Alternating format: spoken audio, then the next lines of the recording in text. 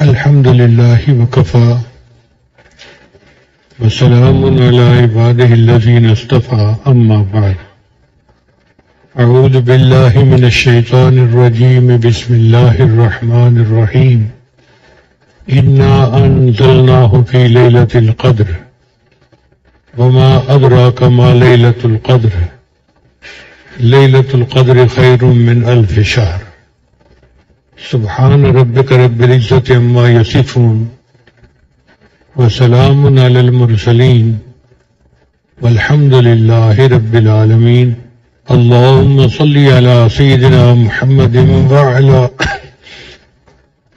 آل سيدنا ومولانا محمد وبارك وسلم۔ اللہ رب العزت نے ہمارے آقا اور سردار حضرت محمد مصطفیٰ احمد مجتبیٰ صلی اللہ علیہ وسلم کے طفیل اس امت کو بڑی نعمتوں سے نوازا ہے۔ نبی اسلام نے ارشاد فرمایا انا خاتم النبیین، کہ میں نبیوں کا سب سے آخر پہ آنے والا نبی ہوں، وانتم خاتم الامم، اور تم امتوں میں سب سے آخر میں آنے والی امت ہو۔ اس دنیا میں 70 امتیں گزری ہیں اور آخری نمبر ہمارا ہے۔ انتم تتمون، تم پورے کرنے والے ہو 70ویں امت کا نام۔ انتم اکرمھا علی اللہ، تم ان سب امتوں میں اللہ کے نزدیک زیادہ عزت اور اکرام والے ہو۔ اب یہ سعادت اس امت کو جو ملی تو نبی علیہ السلام کے صدقے ملی، ان کے طفیل ملی، ان کی وجہ سے ملی۔ قرآن ہمیں نبی علیہ السلام کے صدقے ملا، اور جس رات میں قرآن عطا کیا گیا اس کا نام ہے لیلۃ القدر، قدر والی رات، عزت والی رات۔ قدر کے مفسرین نے کئی معنی بیان کیے ہیں۔ ایک تو یہ کہ اس رات میں قضاء و قدر کے فیصلے ہوتے ہیں کہ آنے والے سال میں کس بندے کو کتنا رزق ملنا ہے، کسی کی شادی بیاہ کا مسئلہ، زندگی موت کا مسئلہ، صحت بیماری کا مسئلہ، جاب ملنے نہ ملنے کا مسئلہ، کاروبار کا مسئلہ۔ آنے والے سال میں جو بھی معاملہ ہوتا ہے اللہ تعالیٰ اس رات میں اس کا فائنل کر کے فرشتوں کے حوالے کر دیتے ہیں۔ تو 15 شعبان کو یہ لسٹیں بننا شروع ہوتی ہیں، اور 27 رمضان لیلۃ القدر میں یہ فرشتے فائنل فرشتوں کے حوالے کر دی جاتی ہیں امپلیمنٹیشن کے لیے۔ تو گویا آج کی رات بھی ایک اچھا موقع ہے کہ ہم اللہ سے دعائیں مانگیں اور جو ہماری پریشانیاں ہیں ان کو دور کروائیں، اور جو نعمتیں ہم چاہتے ہیں وہ اللہ سے اپنے نام کروائیں۔ ایک قدر کا معنی یہ ہے کہ یہ انسان کو عزت دینے والی رات ہے۔ نبی اسلام نے ارشاد فرمایا من قام ایمانا و احتسابا فی لیلۃ القدر، کہ جو بندہ لیلۃ القدر میں ایمان اور احتساب کے ساتھ اس نے عبادت کی، غفر لہ ما تقدم من ذنبہ، اس کے پچھلے سارے گناہوں کو اللہ معاف فرما دیتے ہیں، تو پوری زندگی کے گناہ معاف ہو جاتے ہیں۔ چنانچہ اس امت کے لیے کیا کیا فضیلتیں ہیں، ذرا آج کی رات توجہ کے ساتھ بات سنیے گا۔ اللہ تعالیٰ ارشاد فرماتے ہیں ذالک مثلہم فی التوراۃ و مثلہم فی الانجیل، یہ مثالیں ہیں صحابہ کرام کے بارے میں، ان کی تورات میں اور انجیل میں۔ تو اللہ تعالیٰ نے پہلی کتابوں میں اس امت کی نشانیاں ذکر فرمائیں۔ حضرت موسیٰ علیہ السلام کے پاس کچھ تختیاں تھیں جن کے اوپر تورات لکھی ہوئی تھی۔ اس کو تذکرہ ہے کہ موسیٰ علیہ السلام نے ایک جگہ پر اس امت کا تذکرہ پڑھا تو انہوں نے اللہ سے دعا مانگی یا رب اجد فی الالواح امتن خیر امتن اخرجت للناس یأمرون بالمعروف وینہون عن المنکر، اے پروردگار میں تورات کی تختیوں میں ایک تختی پر لکھا ہوا دیکھتا ہوں کہ ایک امت ایسی بھی ہوگی جو امتوں میں سے بہترین امت ہوگی، اور وہ دین کے امر کریں گے اور برائیوں سے روکیں گے، یعنی خیر کی دعوت دیں گے اور شر سے روکیں گے۔ رب اجعلہم امتی، اے اللہ وہ جو لوگ ہوں گے نا جن کی نشانی بتائی گئی ہے ان کو میری امت بنا دیجیے۔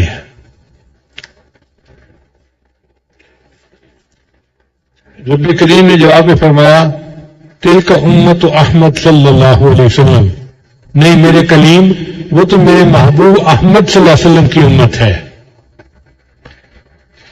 تو حضرت موسیٰ علیہ السلام نے دوسری بات کی، رب انی اجد فی الالواح، اے اللہ میں اپنی تختیوں میں لکھا ہوا یہ پاتا ہوں، امت ایک ایسی امت ہوگی ہم الآخرون فی الخلق، جو پیدائش میں سب سے آخر پر آئیں گے، السابقون فی دخول الجنہ، جبکہ جنت میں سب سے پہلے وہ داخل ہوں گے۔ رب اجعلہم امتی، اے اللہ ان کو میری امت بنا دیجئے۔ تو رب کریم نے جواب دیا کہ اے میرے موسیٰ علیہ السلام وہ تو تلک امت احمد، وہ میرے محبوب صلی اللہ علیہ وسلم کی امت ہوگی۔ چنانچہ نبی علیہ السلام نے ارشاد فرمایا جب تک قیامت کے دن میں جنت میں داخل نہیں ہو جاؤں گا کوئی نبی جنت میں داخل ہو نہیں سکتا، اور جب تک میری امت داخل نہیں ہوگی میں اس وقت تک کوئی امت دوسری داخل نہیں ہو سکتی، یعنی نبیوں میں سب سے پہلے ہمارے نبی داخل ہوں گے اور امتوں میں سب سے پہلے نبی علیہ السلام کی امت داخل ہوگی۔ نبی علیہ السلام نے ارشاد فرمایا کہ مجھے دکھایا گیا انبیاء جو جنت میں جا رہے تھے، تو میں نے بعض انبیاء کو دیکھا کہ وہ اکیلے تھے، کسی نے ان کی تصدیق ہی نہیں کی۔ کچھ انبیاء ایسے تھے کہ ایک بندہ ان کے ساتھ تھا، کسی نبی کے ساتھ 2 بندے تھے، کسی کے ساتھ چند بندے تھے۔ فرماتے ہیں پھر میں نے ایک بڑے گروپ کو دیکھا، بڑے گروہ کو دیکھا، تو میرے دل میں تمنا پیدا ہوئی کہ یہ میری امت ہوگی۔ تو میں نے پوچھا کہ یہ کون ہے؟ تو کہا گیا اے اللہ کے حبیب صلی اللہ علیہ وسلم یہ موسیٰ علیہ السلام اپنی امت کے ساتھ جا رہے ہیں، یعنی یہودیوں کی تعداد زیادہ تھی، پھر اور بھی انبیاء آئے ان کی تعداد بھی ساتھ زیادہ تھی۔ پھر نبی علیہ السلام نے فرمایا کہ مجھے کہا گیا کہ دائیں طرف دیکھو، تو میں نے دائیں طرف دیکھا تو پورا افق بھرا ہوا تھا انسانوں سے۔ پھر کہا بائیں طرف دیکھو، تو میں نے بائیں طرف دیکھا تو پورا افق انسانوں سے بھرا ہوا تھا۔ میں نے پوچھا یہ کون ہے؟ تو مجھے کہنے والے نے کہا کہ یہ آپ کی امت ہے۔ چنانچہ دنیا میں کسی نبی کی اتنی تصدیق نہیں کی گئی جتنا ہمارے آقا صلی اللہ علیہ وسلم کی نبوت کی تصدیق کی گئی ہے۔ سب سے بڑی امت نبی علیہ السلام کی ہوگی قیامت کے دن، اور نبی علیہ السلام کو اللہ تعالیٰ اعزاز عطا فرمائیں گے۔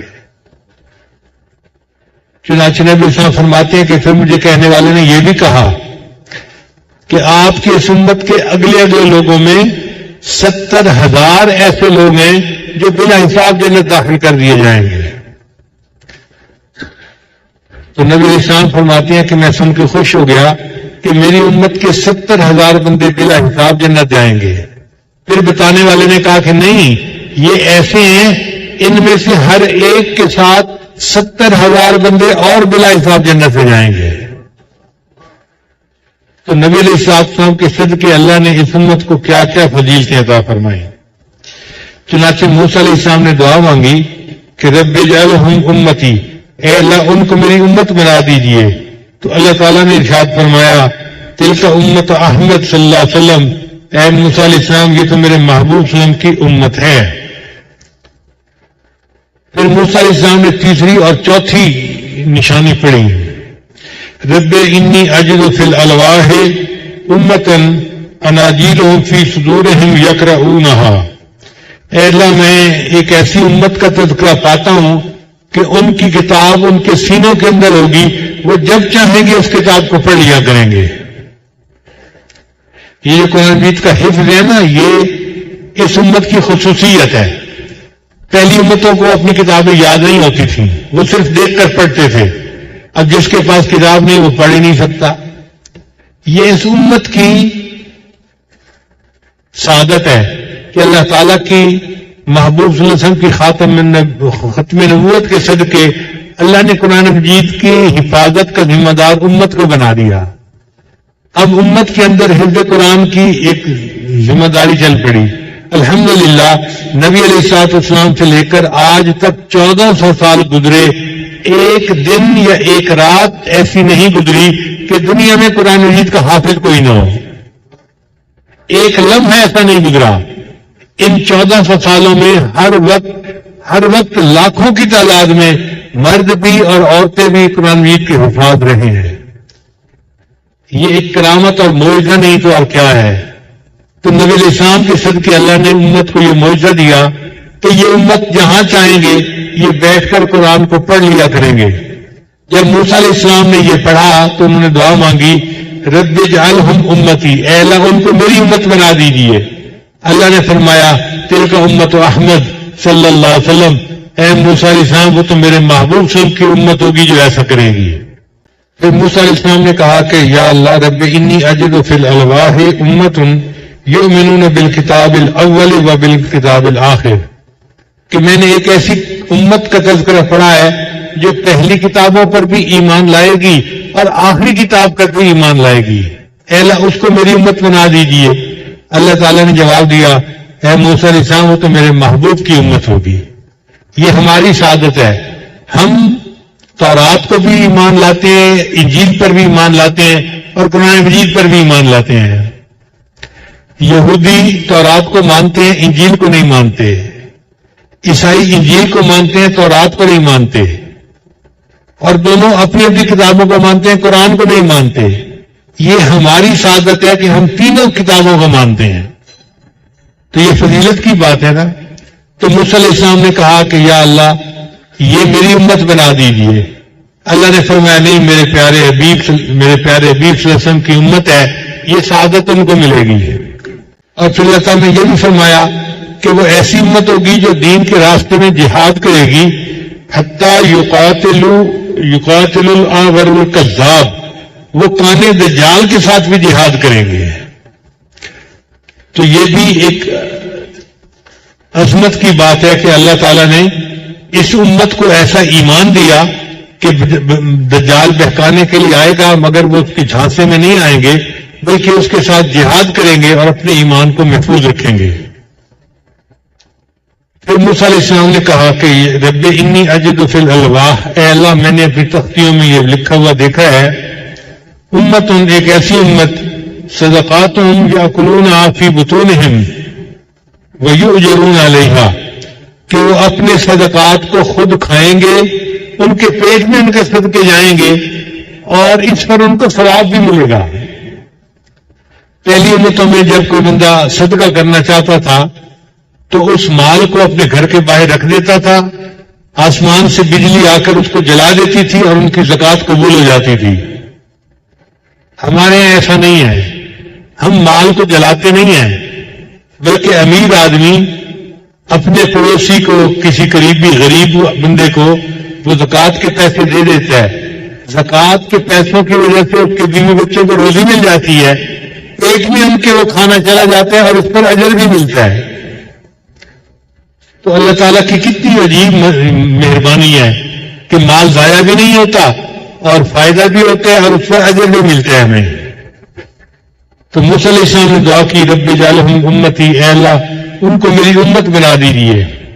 اللہ تعالیٰ نے وہی جواب دیا کہ تلک امت احمد، کہ موسیٰ علیہ السلام وہ تو میرے محمد صلی اللہ علیہ وسلم جو احمد صلی اللہ علیہ وسلم ہے، میرے محبوب ہیں، ان کی امت ہوگی.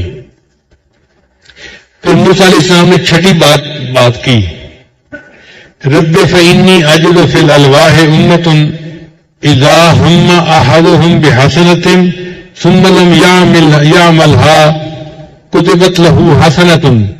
میں نے ایک ایسی امت کا حال پڑھا ہے کہ ان میں سے کوئی بندہ نیکی کا ارادہ کرے گا، ابھی کر نہیں سکے گا مگر اس ارادے کرنے پر ان کے لیے نیکی نامہ اعمال لکھ دی جائے گی. اے اللہ ان کو میری امت بنا دینا. اللہ نے فرمایا وہ تو میرے محبوب صلی اللہ علیہ وسلم کی امت ہے.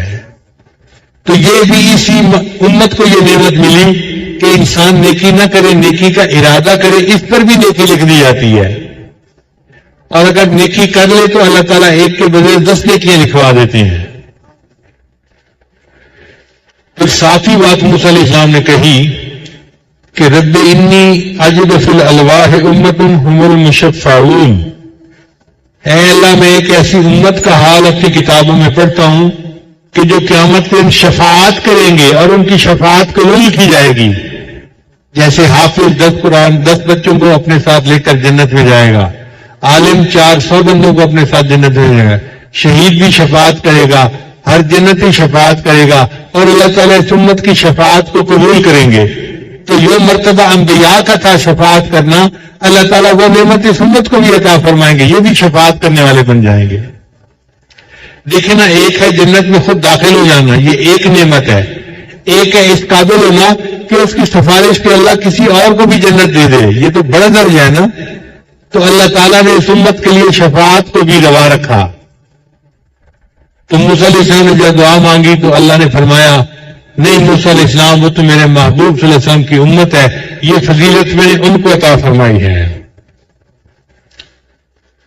حضرت قتادہ جو اس حدیث کے راوی ہیں وہ کہتے ہیں کہ وَذُكِرَ لَنَا أَنَّ موسیٰ علیہ السلام نَبَذَ الْأَلْوَاحَ، کہ یہ سن کے موسیٰ علیہ السلام نے وہ جو تختیاں تھیں ان سب کو ایک طرف رکھ دیا، وقال، اور دعا مانگنے لگے، اللہم اجعلنی من امت احمد صلی اللہ علیہ وسلم، اے اللہ اگر یہ سب فضیلتیں احمد صلی اللہ علیہ وسلم کی امت کو ملنی ہے تو مجھے بھی ان کی امت میں شامل فرما لے۔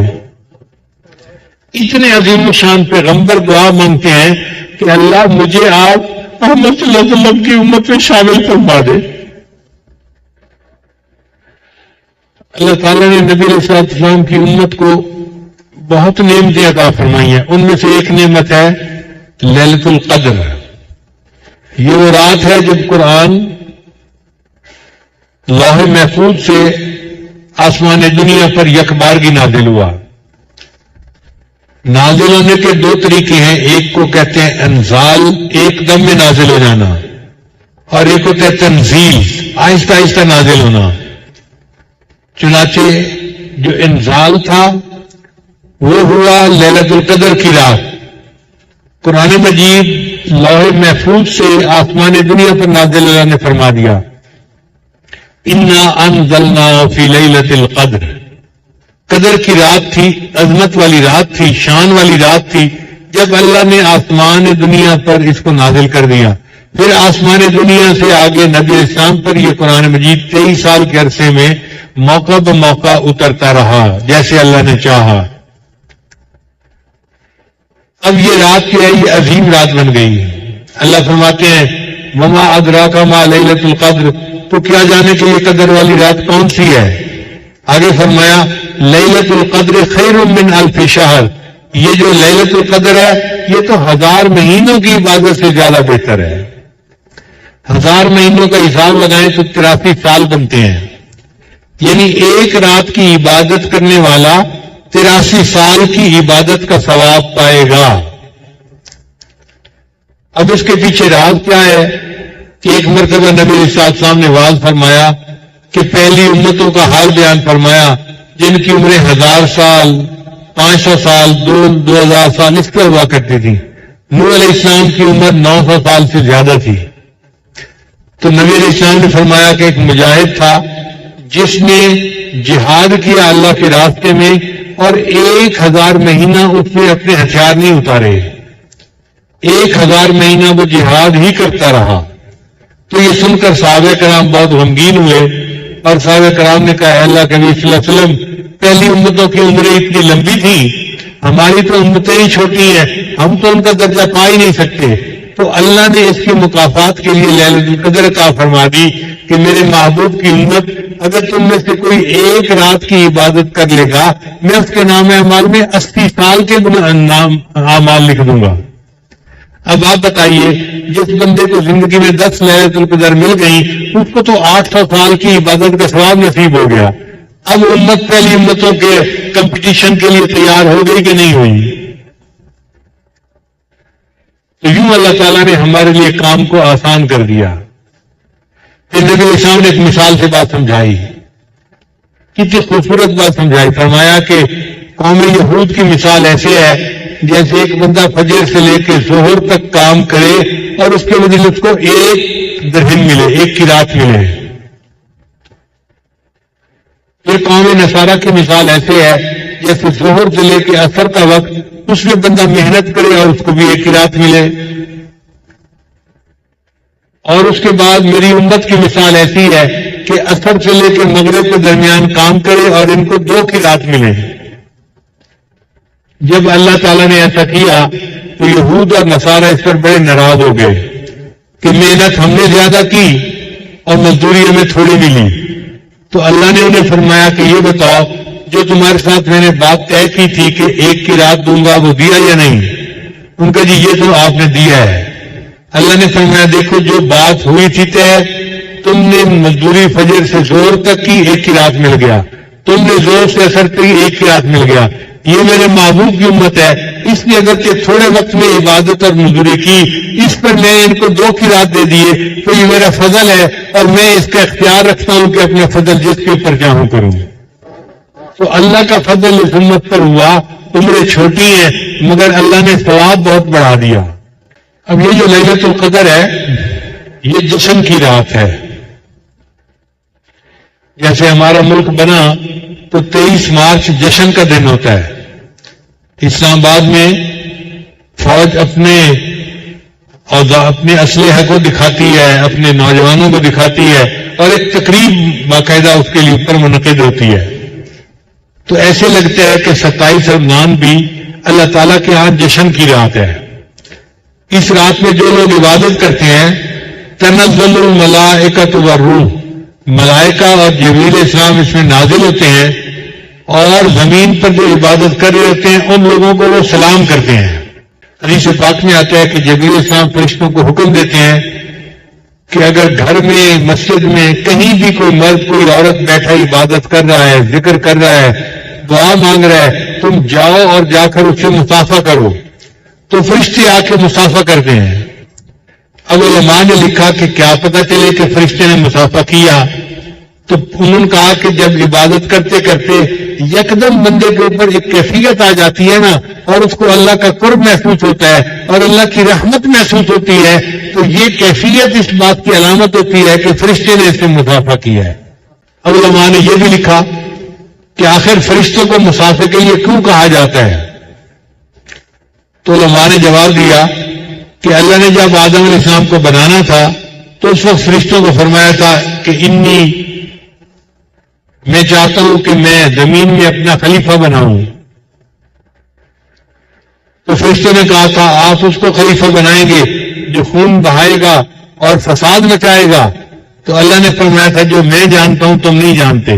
اب چونکہ فرشتوں نے الزام لگایا تھا, اللہ تعالیٰ اس جشن کی رات میں فرشتوں کو اتارتے ہیں اور ان کو کہتے ہیں کہ تم جا کے دیکھو کہ میرے بندے کیا کر رہے ہیں. تو وہ بندوں کو دیکھتے ہیں, کوئی قرآن پڑھ رہا ہوتا ہے, کوئی درود پڑھ رہا ہوتا ہے, کوئی ذکر کر رہا ہوتا ہے, کوئی رو رو کے اللہ کے سامنے دعا کر رہا ہوتا ہے. تو فرشتے حیران رہ جاتے ہیں, ہم نے کیا گمان کیا تھا اور یہ امت کر کے آ رہی ہے. پھر یہ فرشتے واپس جاتے ہیں تو اللہ تعالیٰ ان فرشتوں کو حکم دیتے ہیں کہ آسمان کے جتنے فرشتے ہیں تم ان کو جاؤ اور وہاں کی کارگزاری جا کر سناؤ. چنانچہ یہ فرشتے آسمان والوں کو جا کر ایک ایک بندے کا نام لے کر یا بندی کا نام لے کر بتاتے ہیں میں نے فلاں کو عبادت کرتے دیکھا, عبادت کرتے دیکھا, اور فلاں کو دعا مانگتے ہوئے بہت رو رہی تھی, اور فلاں بندہ تو تلاوت کرتے ہوئے خوب مزے لے رہا تھا. تو اللہ تعالیٰ یہاں کی پوری کارگزاری کو آسمان والے فرشتوں تک پہنچاتے ہیں. تو اس کا مطلب یہ ہوا کہ یہ ایک جشن کی رات ہے جو سرکاری طور پر منایا جاتا ہے. اللہ تعالیٰ نے اس امت کے لیے تیز پرواز کی صورتیں نکال دی ہیں. دیکھیں اگر سفر کرنا ہونا تو اس کی مختلف صورتیں ہیں. ایک صورت تو یہ کہ انسان بیل گاڑی پہ سفر کرے, یہ سب سے زیادہ کم رفتار کا سفر ہے. یا گدھے پر سفر کرے, یہ اس سے زیادہ تیز ہے. یا گھوڑے پر سفر کرے, یہ اس سے بھی زیادہ تیز ہے. یا یہ انسان سائیکل پہ سفر کرے یا موٹر سائیکل پہ سفر کرے تو یہ بھی تیز طریقے ہیں سفر کرنے کے، یا یہ بندہ کار پہ سفر کرے تو یہ بھی تیز طریقہ ہے، یا یہ بندہ بس پہ سفر کرے تو یہ بھی سفر کا تیز طریقہ ہے، یا یہ بندہ ریل گاڑی پر سفر کرے تو یہ بھی تیز طریقہ ہے۔ ہم لوگ کچھ عرصہ پہلے سمرقند سے بخارا گئے تو ہم نے ایک بہت تیز ترین ریل کے اوپر سفر کیا۔ اس ٹرین کی سپیڈ کتنی تھی؟ 350 کلومیٹر فی گھنٹہ۔ کار چلتی ہے 120 کلومیٹر فی گھنٹے پر، اس سے اوپر چلاؤ تو موٹر وے والے ٹکٹ دے دیتے ہیں کہ یہ تیز چلا رہے ہیں۔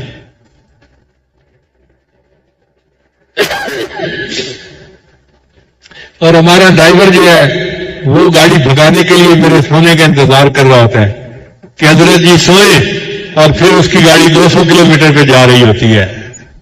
جیسے میری آنکھ ہوتی ہے کھلتی ہے پھر گاڑی 120 پہ آ جاتی ہے۔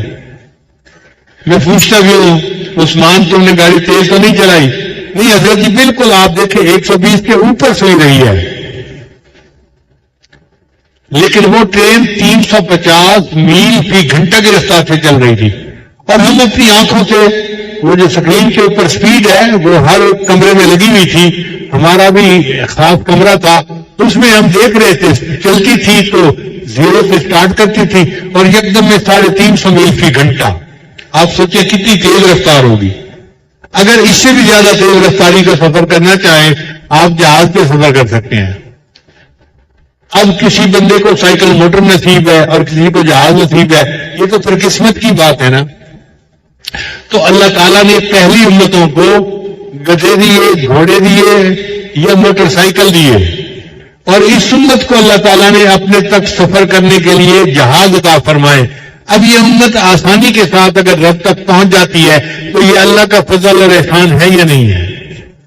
تو یہ شب قدر اسی لیے اللہ نے عطا کی کہ میرے محبوب کے امتی ہو، تم تھوڑے وقت میں زیادہ نیکیاں کما لو گے، زیادہ اعمال کر لو گے، اپنے رب کو زیادہ راضی کر لو گے، میں تمہیں یہ نعمت عطا کر دیتا ہوں۔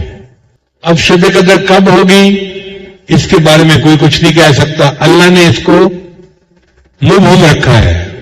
حدیث مبارکہ میں آتا ہے کہ ایک مرتبہ نبی علیہ السلام نکلے کہ امت کو بتائیں کہ فلاں رات شب قدر ہوتی ہے۔ آگے 2 صحابہ آپس میں بات چیت کر رہے تھے، الجھ رہے تھے، ان کے الجھاؤ کو دیکھ کے نبی علیہ السلام کے میموری سے اللہ نے یہ بات ہی نکال لی۔ تو نبی علیہ السلام نے فرمایا کہ میں تمہیں شب قدر کے بارے میں تعین کرنے کے لیے آیا تھا کہ فلاں رات شب قدر ہوگی، لیکن 2 بندوں کے جھگڑے کی وجہ سے اللہ نے میرے ذہن سے یہ بات نکال لی، اب تم اسے تلاش کرو۔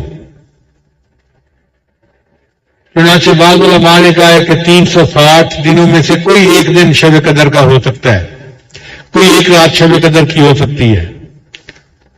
تو بھئی 360 راتیں جاگنا تو بڑا مشکل ہے۔ تو بعض علماء نے لکھا کہ نہیں، یہ رمضان کی رات ہوگی۔ کوئی کہے کہ جی ہم سے تو 30 راتیں بھی نہیں جاگی جاتی۔ تو نبی اسلام نے فرمایا کہ ان 30 دنوں میں جو آخری عشرے کی راتیں ہوں گی ان میں شب قدر ہوگی۔ تو اب 10 راتیں جاگنا تو آسان ہو گیا نا۔ اگر کوئی کہے کہ جی نہیں میں تو 10 راتیں بھی نہیں جاگ سکتا، تو نبی اسلام نے فرمایا کہ آخری عشرے کی طاق راتیں ہوں گی۔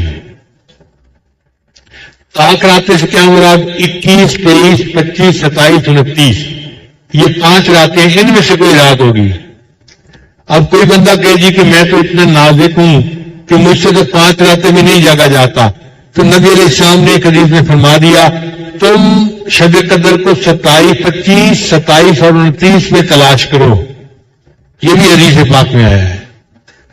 اب گویا 3 راتیں نبی علیہ السلام نے بتا دیں، 27 اور 25 اور 29۔ 25 تو گزر چکی، اب آج 27 کی رات ہے، ایک رات باقی رہ گئی 29 والی۔ مگر زیادہ علماء کا گمان یہی ہے کہ وہ 27 کی رات ہوتی ہے، 27۔ حرم میں بھی 27 کی رات کو لمبی دعائیں مانگی جاتی ہیں اور اہتمام کیا جاتا ہے، اور ہمارے ہاں تو 27 رات کو واقعی اہتمام کیا ہی جاتا ہے۔ ہم تو اللہ سے یہی گمان کرتے ہیں کہ آج کی رات شب قدر کی رات ہوگی، اور اگر نہیں بھی تو اللہ ہمارے لیے آج کی رات کو شب قدر کی رات بنا دے۔ اللہ کے لیے کون سا مشکل ہے؟ جو مانگیں گے وہ ہمیں ایسے ہی عطا کر دے جیسے شب قدر میں مانگنے والے لوگوں کو عطا ہوتا ہے۔ اس وقت امت بہت پریشان ہے، اس اللہ تعالیٰ اس محنت کو قبول فرمائے اور اس کے بدلے اپنی رضا عطا فرمائے۔